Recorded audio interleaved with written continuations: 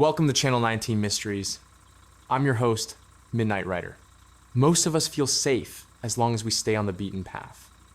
We trust the road signs, we trust the maps, and we trust that the world works according to the laws of physics. But what happens when the road you're driving on hasn't existed for 60 years?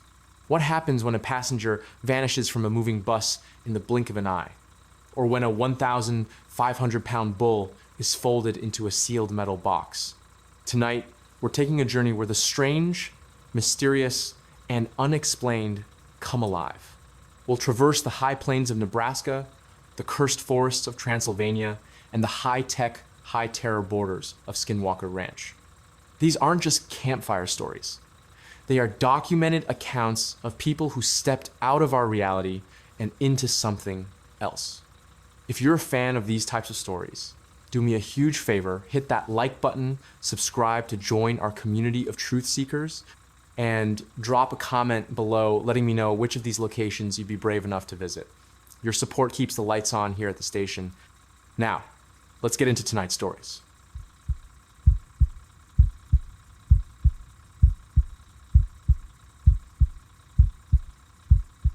The route to nowhere. The year was 1998, and Jack Miller was what you'd call a million-miler.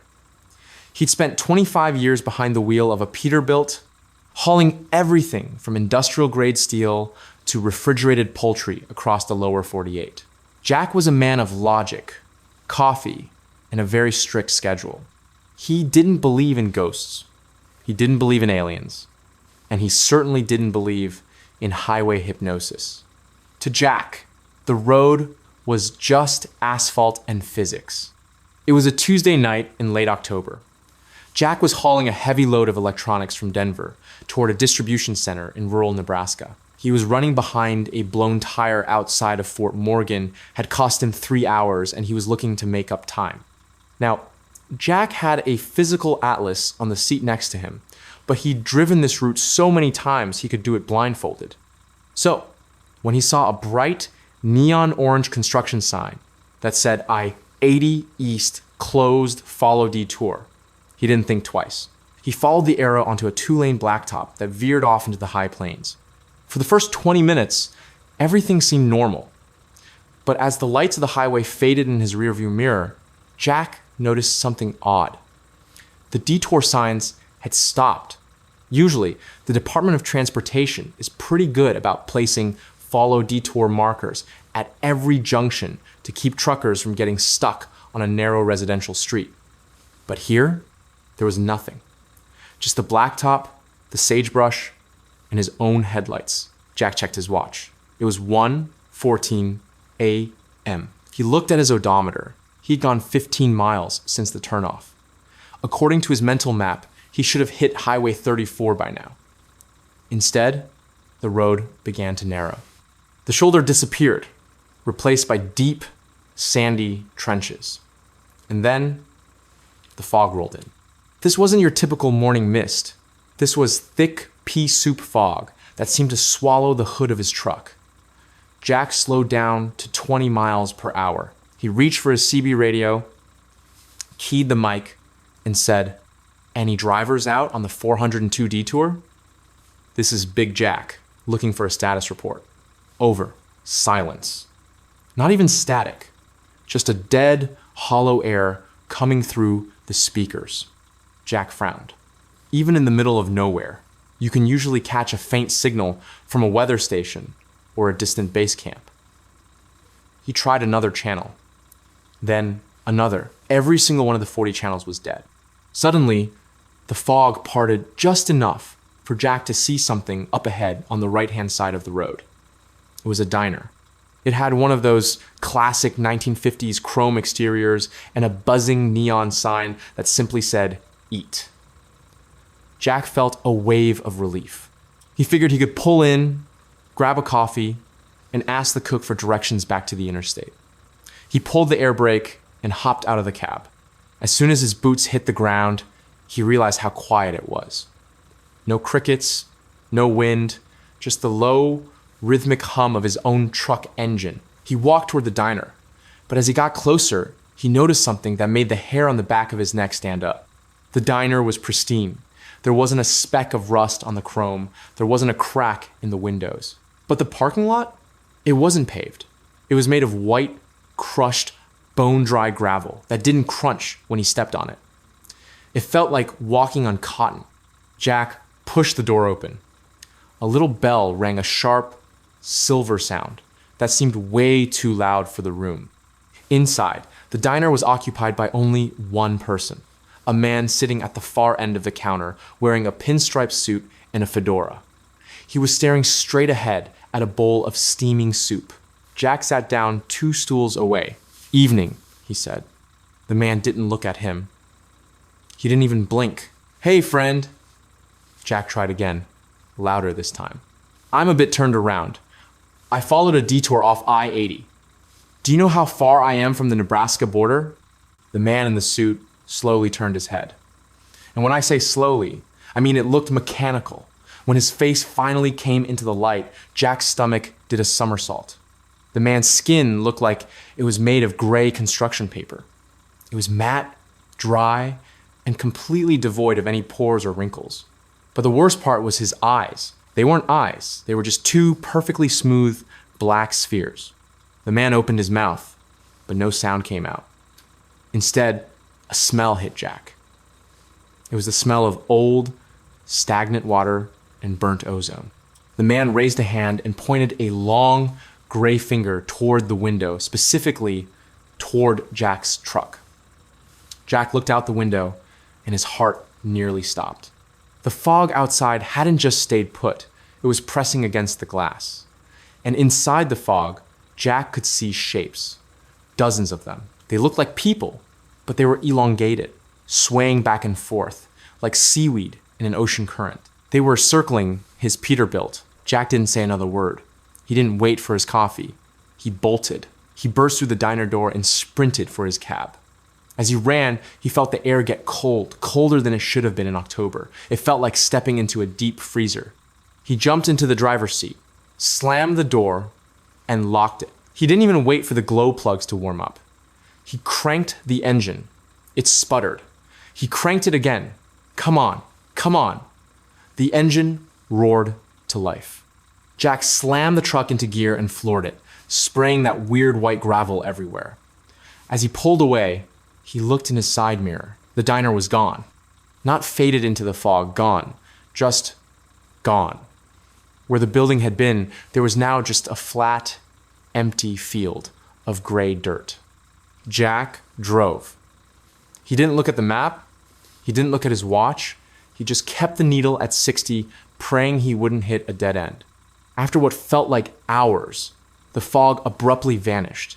1 second, he was in a cloud, and the next, he was back under the clear, starry Nebraska sky. Up ahead, he saw the glorious, glowing green sign for a Love's Travel stop.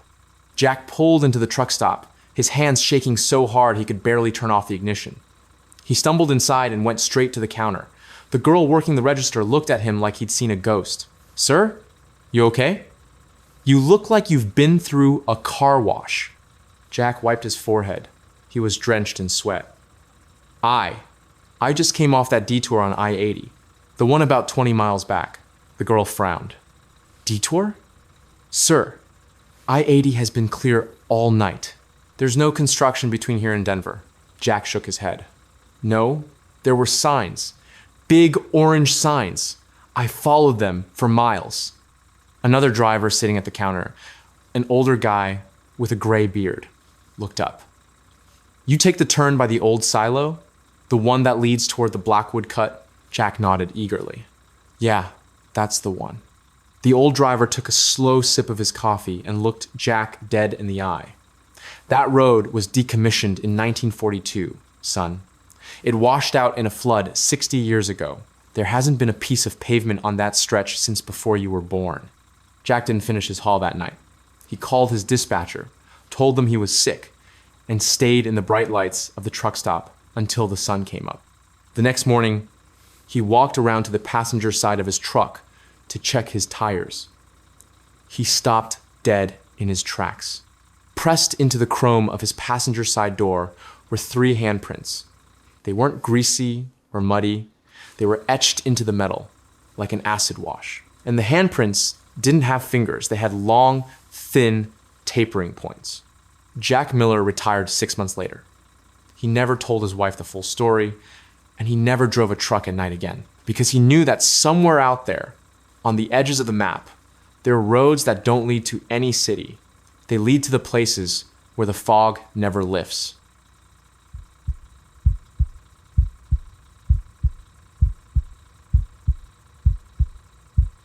The beast of the Southwest. In the world of American trucking, there is one road that stands above all others when it comes to sheer, unadulterated dread. For decades, it was known as US. Route 666. It ran through the Four Corners region, New Mexico, Colorado, and Utah. Now, officially, it was named that because it was the sixth branch of the famous Route 66. But for the drivers who spent their lives hauling freight through that high desert, the name was a prophecy. In the 1980s, the fatality rate on this road was astronomical. People weren't just dying in accidents, they were disappearing. And the stories coming out of the sleeper cabs were so consistent, so specific, that even the most hardened skeptics started taking the long way around. One of those skeptics was a man named Calvin Cal Vance. Cal was a veteran hauler out of Texas. He was a big, broad-shouldered guy who wore a permanent scowl and smelled like diesel and Marlboro Reds. He'd heard all the stories about Route 666, the Satan sedan that would tailgate you at 100 miles per hour, the skinwalkers that would appear in your passenger seat, and the ghostly mad trucker who tried to ram people off the cliffs. Cal didn't buy any of it. To him, the Devil's Highway was just a road with bad curves and a lot of bored people with overactive imaginations. It was November 1984. Cal was behind the wheel of a 1979 Kenworth W900, hauling a heavy load of mining equipment from Gallup, New Mexico, up toward Monticello, Utah. It was just after midnight, and the moon was a sliver of white over the jagged desert horizon. Cal was tired. His eyes were burning, and the rhythmic thump-thump of the tires on the asphalt was starting to lull him into a daze. He turned on his CB radio, hoping to catch some chatter to keep him awake. Most of the channels were dead air. But when he hit channel 19, he heard something. It wasn't the usual trucker talk. It was a sound like someone breathing, just a slow, heavy, wet intake of air. Cal keyed his mic. "You okay there, driver? You're stepping on the key." The breathing stopped. There was a beat of silence, and then a voice crackled through the speaker. It was a man's voice, but it sounded like it was coming from the bottom of a well. "Don't look at the mirrors, Cal." Cal froze. His hand stayed on the mic, but he didn't press it. He hadn't given his name over the radio. He hadn't even given his handle. He looked around the cab, half expecting someone to be sitting in the bunk behind him. It was empty. "Who is this?" Cal asked, his voice a little tighter than before. The radio hissed with static. "The black dog is hungry tonight, Cal. He's running on your left side. Don't look at the mirrors." Now, if you're a trucker, you know about the black dog. It's the ultimate omen. They say when you're too tired to be driving, you'll see a massive black dog running alongside your truck. If you see it, it means you're about to crash. It's your brain's way of telling you to pull over before you die. Cal knew the legend. He also knew he was exhausted. He chalked the radio call up to some prankster at a nearby rest stop who had seen his name on a manifest or a decal. He shook his head, took a long pull of lukewarm coffee, and decided to ignore it. But then he felt a vibration. It wasn't a mechanical vibration. It felt like something was hitting the side of his trailer. Thud, thud, thud, like a giant heart beating against the aluminum. Against his better judgment, Cal glanced at his left-hand side mirror. At first, he saw nothing but the dark desert. But then, as he passed the reflector, the light caught something.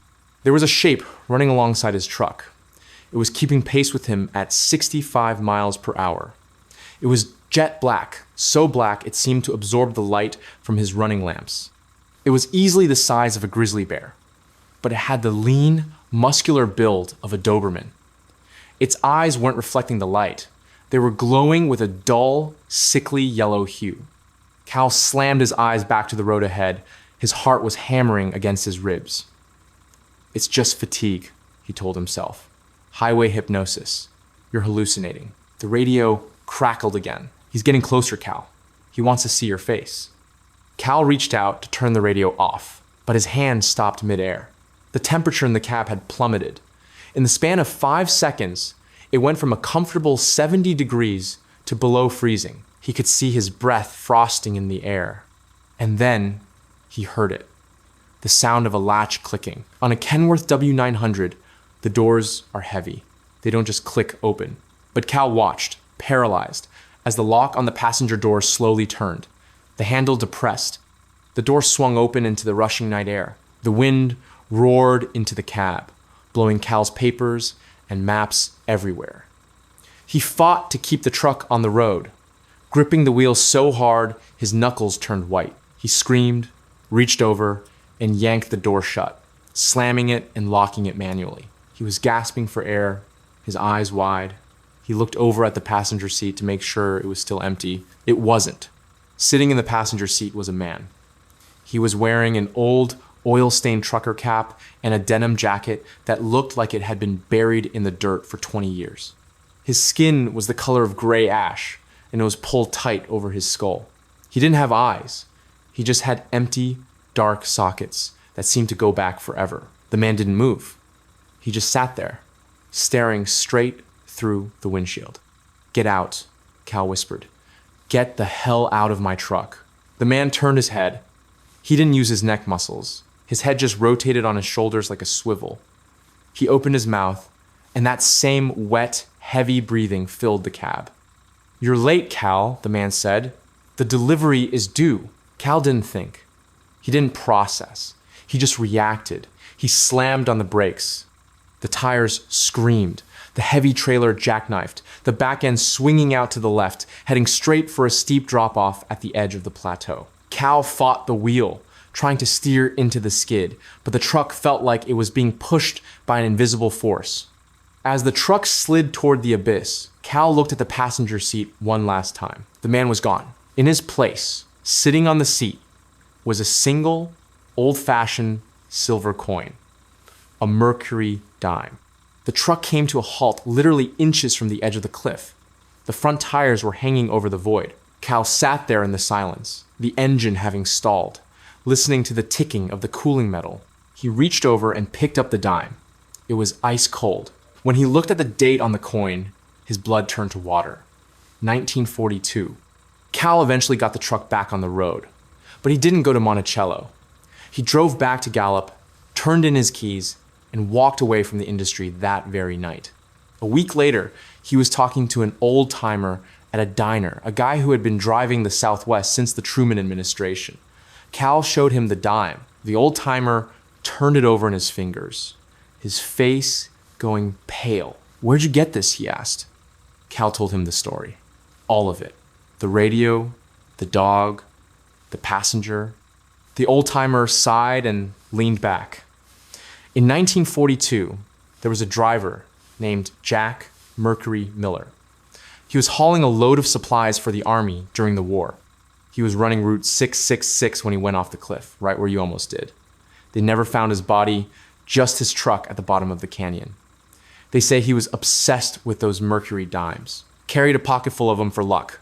Cal looked down at the coin in his hand. "He wasn't trying to kill you, son," the old-timer said. "He was trying to warn you. If you hadn't slammed on those brakes when you did, you would have hit the oil slick from a wreck that happened 5 minutes before you got there. You would have gone over just like he did." Cal never kept the dime. He drove back to that cliff, stood at the edge, and tossed the silver coin into the darkness. Because on the Devil's Highway, sometimes the only thing scarier than the monsters trying to get in are the ones trying to keep you out.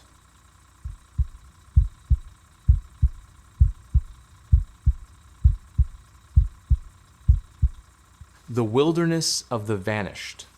The Alaska Triangle is a massive region defined by 3 points: Anchorage in the south, Juneau in the southeast, and Utqiagvik, formerly Barrow, in the north.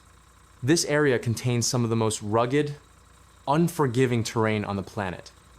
Jagged peaks, massive glaciers, and forests so dense that the sun never hits the ground.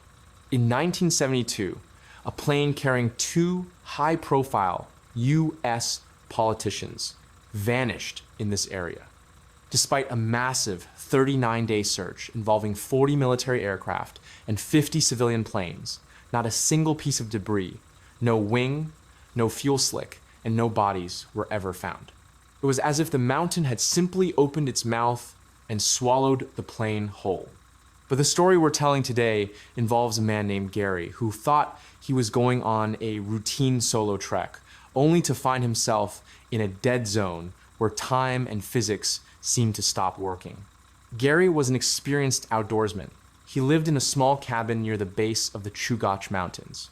In August of 2004, Gary decided to hike a trail he had done a dozen times. He told his neighbor he'd be back by 6 p.m. for dinner. Gary reached the summit of a minor peak around 2 p.m.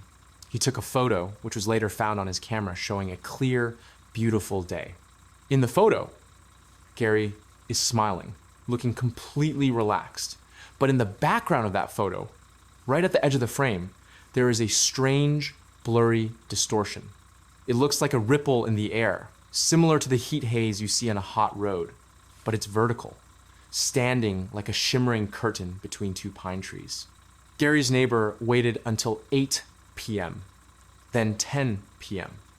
By morning, the Alaska State Troopers were on the scene. Search teams followed Gary's footprints in the soft mud of the trail. They were easy to track. They led straight up the mountain, following the path perfectly. But then, the trackers reached a small plateau. Gary's footprints didn't stop because he stepped onto rock. They didn't turn around. They just stopped. One footprint was a full, deep impression in the mud. The next one, just 6 inches away, was missing. There were no signs of a struggle, no animal tracks. It was as if Gary had simply stepped off the face of the earth. As the searchers stood at the spot where the tracks ended, their equipment began to fail. Their high-end radios, which usually had a 5-mile range, began emitting a high-pitched, rhythmic clicking sound. Their compass needles didn't just point the wrong way, they spun in a slow, hypnotic circle. 3 days later, a bush pilot flying a supply run to a remote village 50 miles away spotted something on a gravel bar in the middle of a glacial river. It was a man standing perfectly still, staring at the sky. It was Gary. When the rescue team reached him, Gary was physically fine, but he was in a state of profound catatonia. He was staring into space, his eyes wide, and he didn't seem to recognize his own name. He was still carrying his backpack, but when they opened it, they found something that chilled them to the bone. All of Gary's food was gone, but his water bottle was full of a strange, viscous liquid that looked like mercury. And his watch, a high-end mechanical dive watch, was running backwards. When Gary finally started talking weeks later, he couldn't remember the 3 days he was missing. The last thing he remembered was walking through a shimmering door between 2 trees.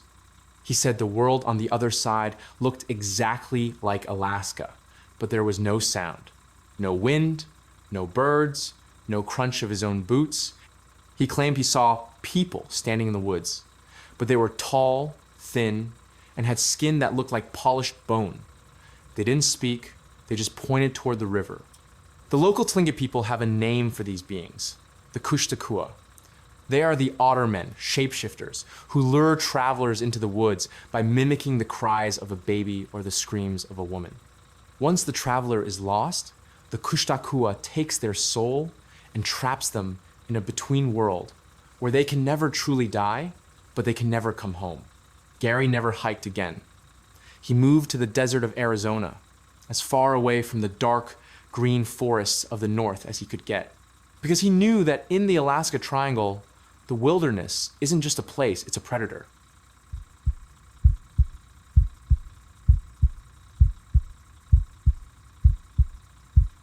The Shepherd's Warning. The Hoia Baciu Forest is located just outside the city of Cluj-Napoca, in the heart of Transylvania. Now, when most people hear Transylvania, they think of Dracula, vampires, and Gothic castles.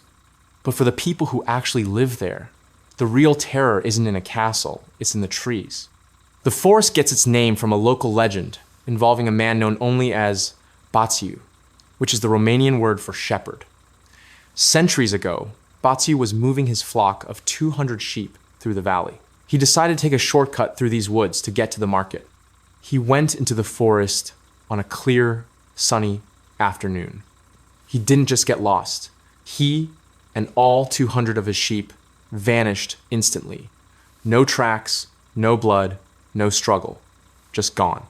Since then, the locals have viewed the forest as a forbidden zone. They believe that once you enter, you are no longer in our world. Fast forward to the late 20th century.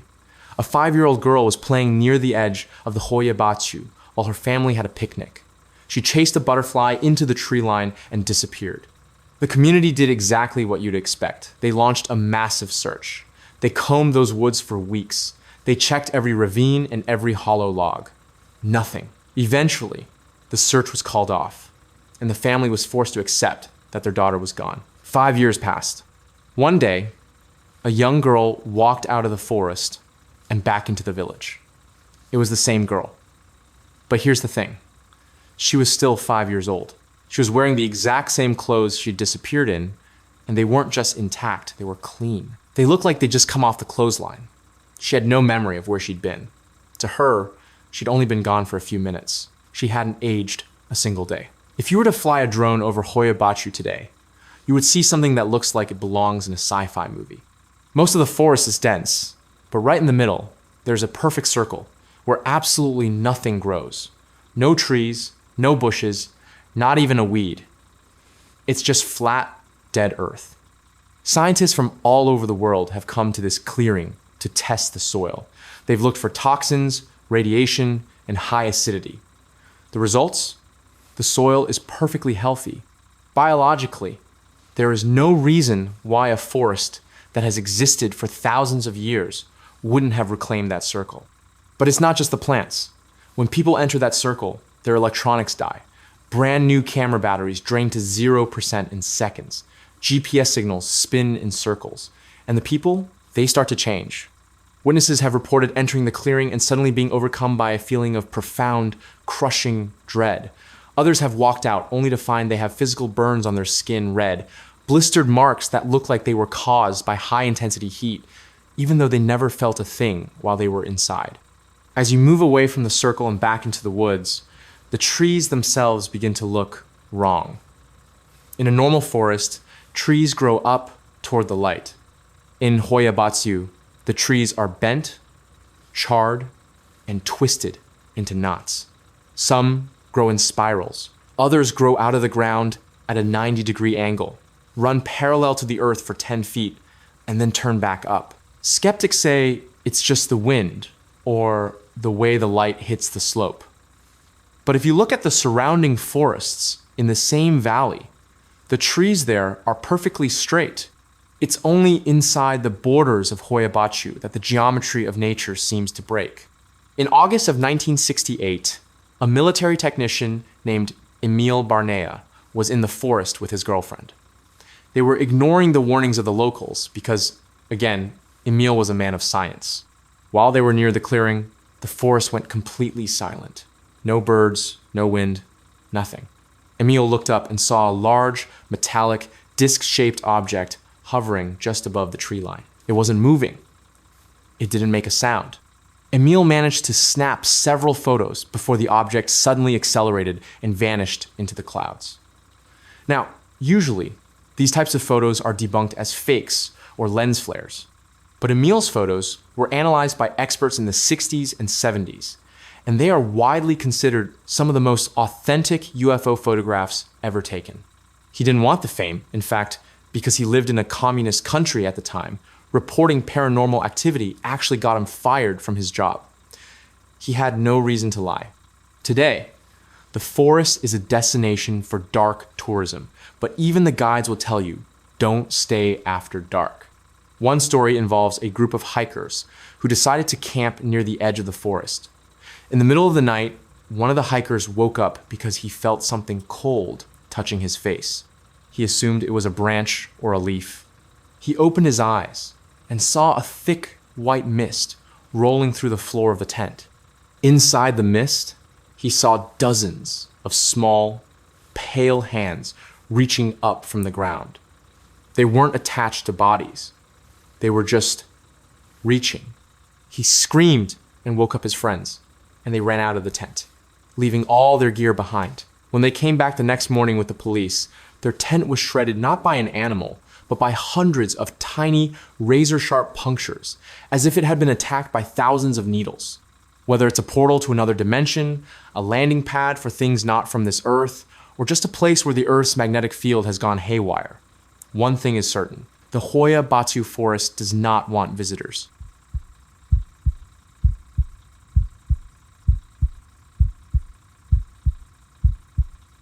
The mountain that devours, the Bennington Triangle isn't a literal triangle on a map, but rather a patch of dense, primordial forest centered around Glastonbury Mountain in southwestern Vermont.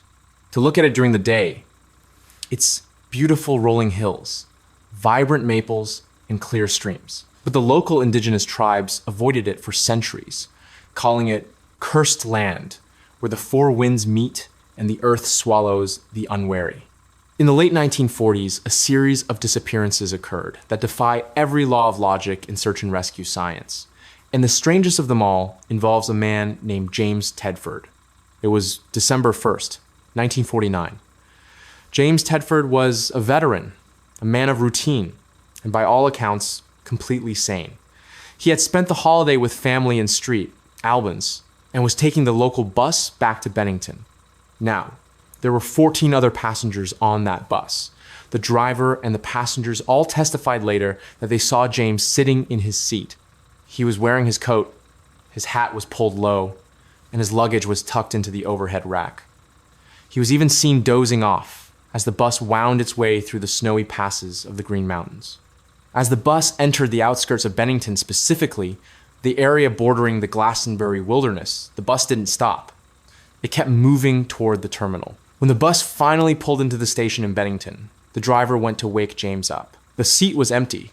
His luggage was still in the rack.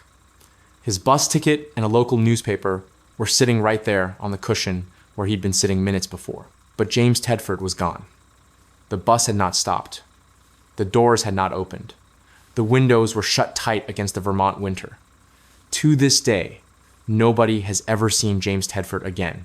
He didn't just leave the bus. He ceased to exist between 2 points on a highway. Exactly 1 year later, the mountain claimed someone else. Her name was Paula Weldon. She was an 18-year-old student at Bennington College, a bright, athletic girl who decided to go for a quick hike on the long trail before finishing her term papers. Paula was wearing a bright red parka, the kind of color that sticks out like a sore thumb against a backdrop of gray trees and white snow. As she started up the trail, she passed an elderly couple. They chatted for a moment, and they watched her walk around a bend in the trail. That bend was only about 20 feet away from where the couple stood. They waited a few seconds, expecting to see her reappear on the higher ridge. She never did. When Paula didn't return to her dorm, the largest search in Vermont history was launched. They brought in the National Guard. They brought in bloodhounds. They searched every cave, every well, and every square inch of that trail. The bloodhounds took her scent from her dorm room, followed it to the exact spot where the elderly couple saw her, and then the dogs just stopped. They started whimpering and circling, as if the scent had simply gone vertical, straight up into the sky. But perhaps the most terrifying story from the Bennington Triangle is the disappearance of Frida Langer in October of 1950. Frida was an experienced hiker. She was out with her cousin, Herbert, near the Somerset Reservoir. At one point, Frida slipped and fell into a small stream, soaking her clothes. She told Herbert, "Stay right here. I'm going to run back to the camp, change into dry clothes, and I'll be back in 10 minutes." The camp was only a few hundred yards away. It was a straight line through an open field. Herbert watched her run toward the camp. He saw her clearly until she dipped behind a small stand of trees. She never made it to the camp. Again, a massive search was triggered. They used helicopters with thermal imaging primitive, as it was then. They searched for weeks. Nothing. But here is where it gets truly strange. 6 months later, in May of 1951, Frida Langer's body was found. But it wasn't found in some deep crevice or miles away. It was found in the middle of a wide open field, the exact field that hundreds of searchers had walked across dozens of times a day for months. The spot where she was found was so exposed that it would have been impossible to miss a bright orange hunting vest which she had been wearing. Even more disturbing, her body was in a state of decay that didn't match 6 months in the elements. It looked as though she had died only recently. What is happening in the Bennington Triangle? Some people point to the Bennington Monster, a Bigfoot-like creature reported in the area since the 1800s. Others talk about magnetic anomalies that screw with compasses and human perception. But the old-timers in the valley have a different theory. They talk about the stone that eats. They say that scattered throughout the Glastonbury woods are patches of ground that look like ordinary flat rocks. But if you step on them, they tilt like a trapdoor, dropping the victim into deep, lightless caverns that honeycomb the mountain caverns that have never been mapped and never will be. Whatever the cause, the facts remain. Between 1945 and 1950, at least 5 people vanished in that small radius. Some were seen 1 second and gone the next. Some came back in ways that made the families wish they hadn't. If you ever find yourself in southwestern Vermont and you see a trail that looks just a little too quiet, or a patch of woods where the birds aren't singing, do yourself a favor. Stay on the pavement, because Glastonbury Mountain is always hungry.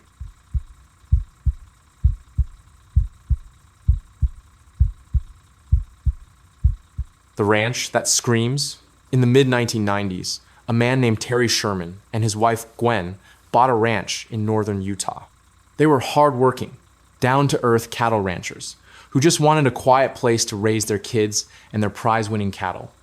They weren't looking for ghosts. They weren't looking for aliens. But the day they moved in, they noticed something weird. The previous owners had installed heavy-duty deadbolts on every single door in the house, including the inside of the bedroom doors. There were also massive iron loops bolted into the floor at the ends of the hallway, as if someone had been chaining down heavy furniture, or worse, something that didn't want to stay put. The Shermans ignored it, thinking the previous owners were just eccentric. They were wrong. A few weeks after moving in, Terry and Gwen were out in the pasture when they saw a wolf. But this wasn't a normal wolf. This thing was 3 times the size of a timber wolf, so big it could look Terry in the eye while standing on all 4s. Surprisingly, the wolf seemed friendly. It walked right up to the Shermans, acting almost like a pet. But then, in a split second, the beast's demeanor changed. It lunged at one of their calves, grabbing it by the nose and trying to drag it through the fence. Terry, who was a champion marksman, pulled out his .357 Magnum and shot the wolf point blank in the ribs. The wolf didn't even flinch. It didn't bleed. It didn't drop the calf. Terry shot it again. And again.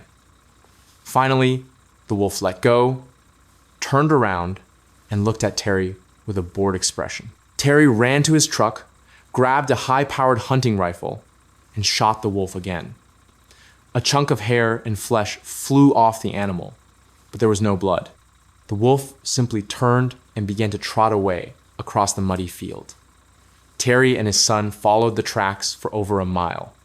In the middle of an open field, the tracks just stopped.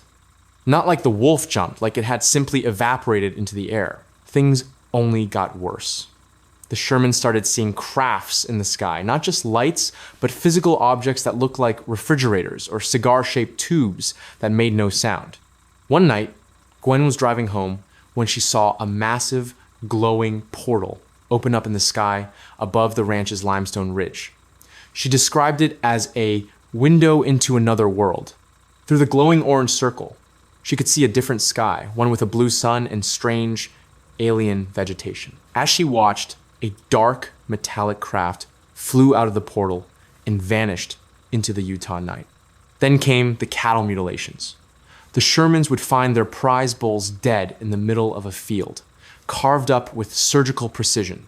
Not a drop of blood on the ground, no tracks leading to or from the body. In one instance, a 1,500-pound bull was found alive, but folded into an old metal trailer that had been welded shut years prior. There was no physical way for the animal to have gotten inside without breaking the trailer or the bull's bones. Terry Sherman had finally had enough. He sold the ranch to a billionaire named Robert Bigelow, who turned the entire property into a high-tech laboratory. Bigelow brought in a team of scientists, former intelligence officers, and PhDs. They installed sensors, cameras, and radiation detectors. But they quickly learned that whatever is at Skinwalker Ranch, it has a sense of humor. One of the lead scientists, Dr. Colm Kelleher, was sitting in a command trailer watching the monitors when he saw a large, yellow, humanoid figure climbing out of a hole that had appeared in the middle of a pasture. He grabbed his night vision goggles, but by the time he looked through them, the figure was gone. But the most terrifying part of the ranch isn't what happens on the property, it's what happens when you leave.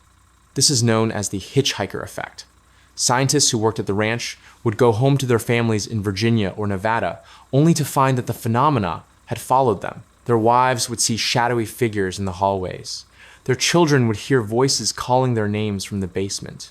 One researcher's wife reported seeing a massive, wolf-like creature standing in her suburban backyard, thousands of miles away from Utah. The current owner of the ranch, Brandon Fugel, has continued the research.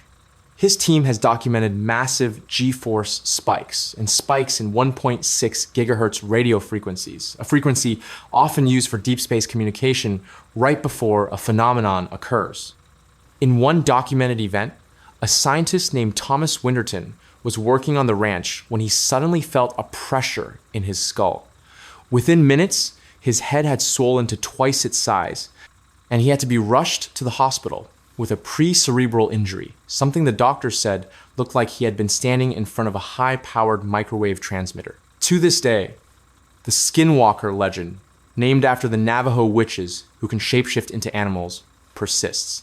Whether it's a secret military testing ground, a rip in the fabric of space-time, or an ancient indigenous curse, Skinwalker Ranch remains the most guarded, most terrifying mystery in the American West. That's going to wrap it up for tonight's haul into the strange and unexplained. Here at Channel 19 Mysteries, we know that when you're out there on the long haul, the white lines and the black asphalt can start to play tricks on your mind. But as we saw tonight, sometimes the tricks are all too real. Whether you're parked at a rest stop or pushing through the graveyard shift, keep your eyes on the road and your ears on the radio. If you enjoyed these stories, please give that like button a tap, subscribe to the channel, and hit the notification bell so you never miss a trip into the unknown. Don't forget to leave a comment letting us know which story kept your hair standing up tonight. And remember, this channel is for you, the drivers, who see the things most people wouldn't believe. If you have a story of your own, a creepy encounter from the sleeper cab, or a road that shouldn't have been there, send it over to mycreepyencounter@gmail.com. Your story might just be the focus of our next broadcast. Until next time, this is the Midnight Rider signing off. Keep the shiny side up and the rubber side down. Stay safe out there.